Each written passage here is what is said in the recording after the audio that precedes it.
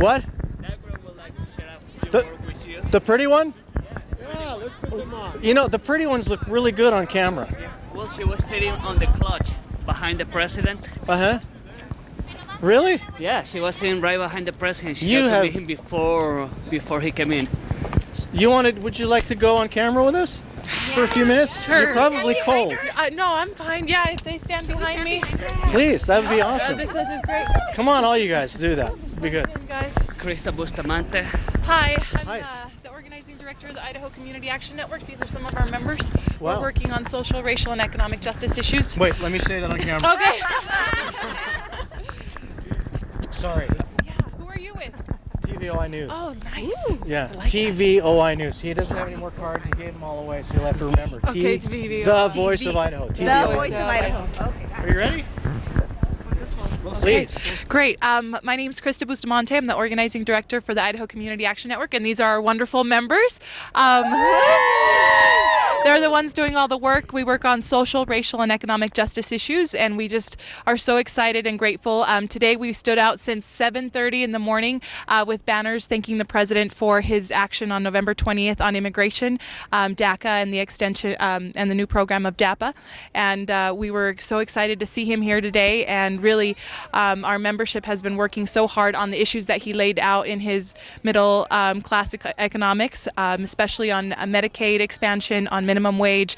We're also working on a predatory lending bill that would cap the rate of payday loan companies at 36%, which are really just devastating to our communities and devastating to the middle class and the lower class. So we are so excited to be here, and we thank the president for picking Boise, and I hope that we can get that banner of a thank you for his action on immigration. So anything else? I mean, it's all been a great thing. Anything else? Well, we wish we would have talked a little bit more about immigration today.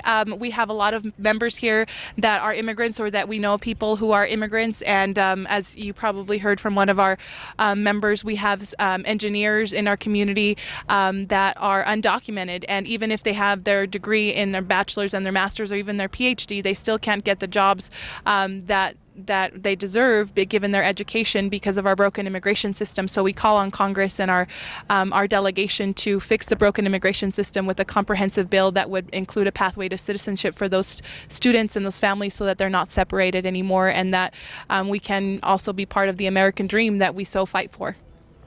So help me understand it, because I hear, a variety of news sources and things. It would seem that there's been some talk about Obama granting amnesty to millions of illegal immigrants. Is that true? The executive action that he passed is no such amnesty. Amnesty would include that everyone is an automatic citizen. The program that he passed is an extension of the DACA program in 2012, which is only a 2-year workers visa program, and there's certain restrictions. Not everyone applies. It's not a blanket amnesty, and we wouldn't want a blanket amnesty. We want to be able to earn our citizenship. So this program is just a way that people who are ignorant about the issue or are anti-immigrant try to use to divide our community. What this issue is really about our families, making sure that parents stay together with their children, that moms are no longer single, not because of problems, but because our deportation system has separated their family. We have mixed families in our membership, where the oldest, who is supposed to be the example or the role model, is not a citizen, and their younger siblings are. So even within the families, there's an injustice and lack of opportunity in our families that we try to balance with. So we're thankful that he took the first step, but that's not the solution. The only solution for the broken immigration system is that Congress come together, and now that they're a Republican Congress completely, they can work together to bring out a bill that includes a pathway to citizenship, and they can take leadership on the issue. We all agree that this system is broken, but You're really good in front of camera. I'm telling you, you really know your stuff. There's been some talk also about the expansion of Medicaid and the expansion of social services, the expansion of immigration, and some people are very, very upset about what that means. So what are the attempts, or what is your desire on how to fund them? So if immigrants come here, who pays for that? Well, I think what a lot of people don't know is that immigrants pay into the system, but they can't pay back because they're not citizens. Not only with the taxes that they buy at the grocery store, but a lot of them also pay into the Social Security and income tax that is taken out of their paycheck when they take out a paycheck. So they are actually paying into the system, but they don't get a reward like the citizens do and come tax season. Another way that people are paying into the system is that they're buying groceries, they're buying goods, they're buying cars. If they were able to be citizens, much like my family and the families that you see around us, with the last time people were able to become citizens with the Reagan law, we saw immigrants go from living in a trailer park, living in a mobile home, to investing in a home, investing in land, and investing in their own business. And if we had a citizenship bill, we would also see that trend where we're actually contributing more, we're creating jobs, we're creating, the economy is paying back into it. At the state level, we're working for a driver's license bill that would allow immigrants to have a driver's card so that they could also be able to drive simply to work, to church, to school. And we're also working on a state tuition bill so that students that have been here since kindergarten, only know the United States as their home, would be able to go to college with in-state tuition if they had graduated from a high school. Utah has this law, 11 other states have this law, 16 other states have the driver's license petition law, and we're seeing that the economies there are being more contributed into because of the immigrants. So my last, and I don't want to hold you up. You're probably cold, and I don't want to forget about the question I'm asking, and I think I'm having a senior moment. What in the best guesstimation, maybe it's a unanimous thought or whatever it is. What is it that makes immigrants desire to move to America? I think I would leave that to some of our members that are here. I don't want to be the one to speak for all our members. It's different for everyone. Well, I believe it's for a better life. Is it a better life? What does America offer that's better? I believe a better education system, definitely, and opportunities that I believe that why my parents migrated here to the United States for myself to come and get educated and receive my bachelor's degrees exactly here so I can prosper and provide what my parents so provide. Anybody else? I'm an immigration attorney with Brewer Legal Group. Many of the immigrants that we see are coming now because their families are already here. Their children are here.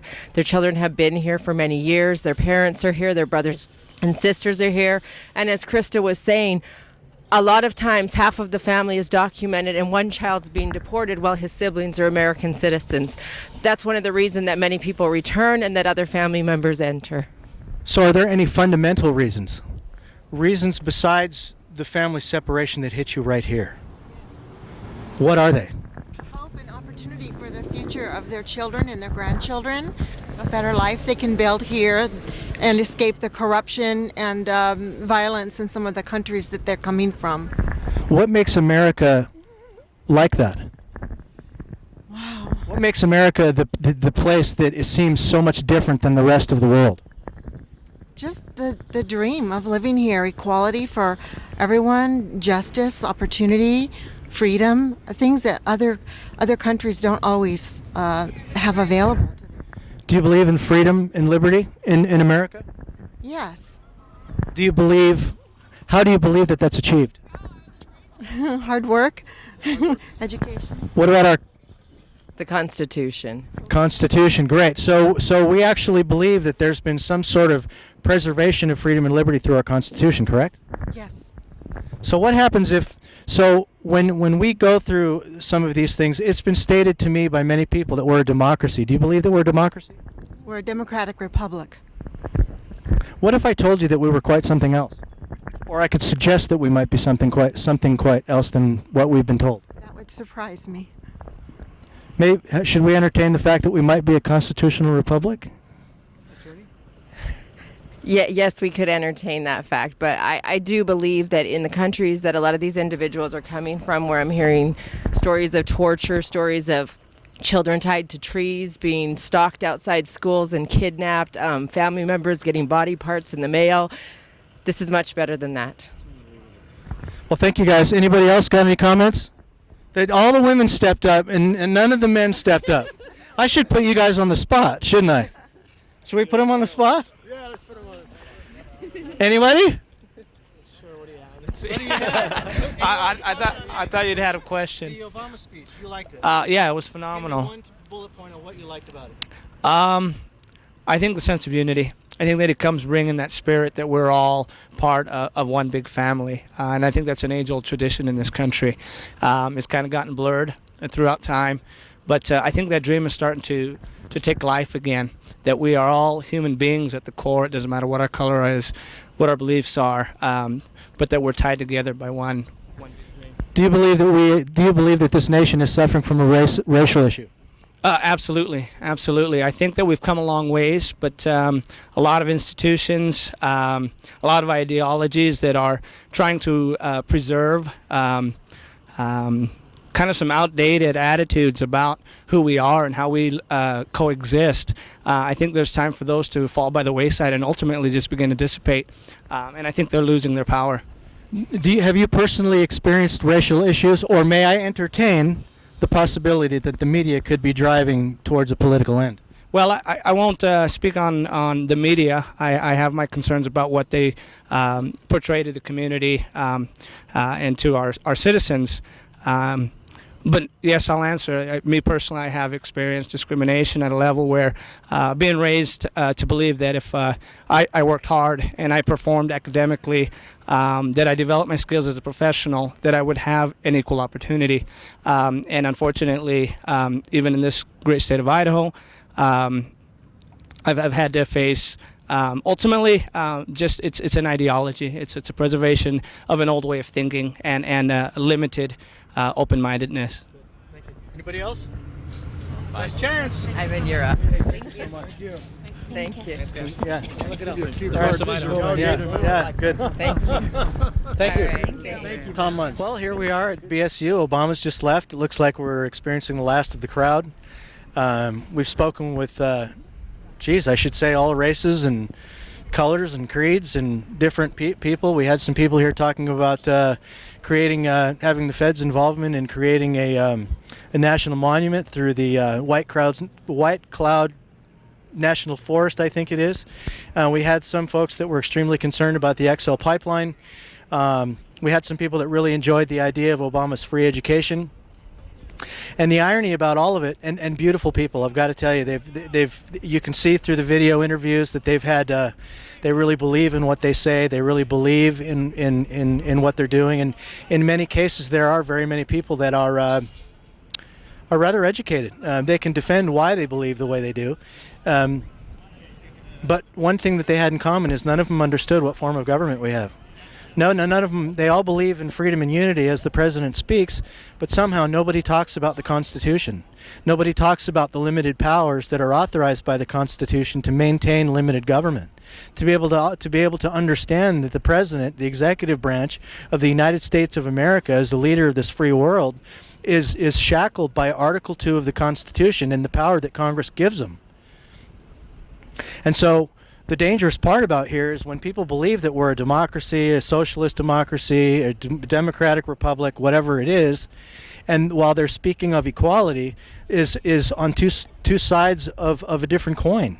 What we're dealing with is people that believe in equality, but somehow they believe in a democracy, when if they thought about it deeply enough, they'd realize that the majority rules, which means that the minority ends up getting squashed. And so when I get the chance to be able to explain with them on or off camera the difference between a constitutional republic and a democracy, they seem to be at least a bit questioning in their own mind about how equality works while entertaining the idea of a democracy. Overall, it's cold. The weather is clear. We had no altercations. We had tons of cops. Some great conversations with some law enforcement officers too. Thank you, gentlemen. And this is about it. This is Tom Munz at BSU on location. TVOI News out.